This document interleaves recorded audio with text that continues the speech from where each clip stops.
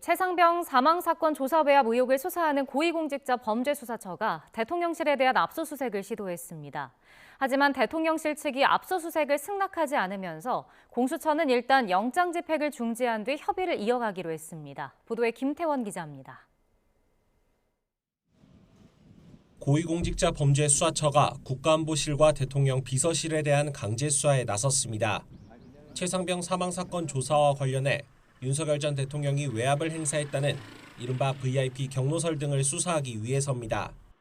재작년 7월 국가안보실 회의 기록과 대통령실 출입 기록 등이 압수 대상이었던 것으로 전해졌습니다. 그러나 대통령실 측이 압수수색 승낙 의사를 밝히지 않으면서 공수처는 영장을 집행하지 못한 채 6시간여 만에 철수했습니다. 군사상, 공무상 비밀을 요하는 장소는 책임자 승낙 없이 압수수색을 할 수 없다는 형사소송법 조항에 또 한 번 발목이 잡혔습니다. 공수처는 일단 압수수색 영장 집행은 중지하지만 대통령실 측과 집행 관련 협의를 이어갈 예정이라고 설명했습니다. 이번에 공수처가 발부받았던 압수수색 영장에는 윤석열 전 대통령이 직권남용 혐의 피의자로 적시돼 있던 것으로 확인됐습니다. 윤 전 대통령은 재작년 해병대 제1사단 최상병 사망사건과 관련해 해병대 수사단의 조사 과정에 외압을 행사했다는 의혹을 받고 있습니다.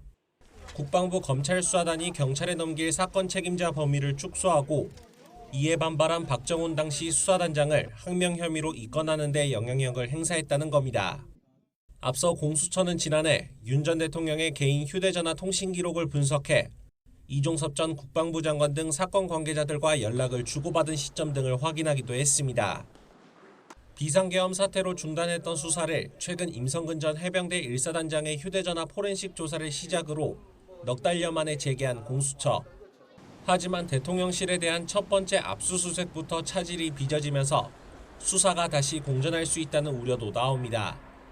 YTN 김태원입니다.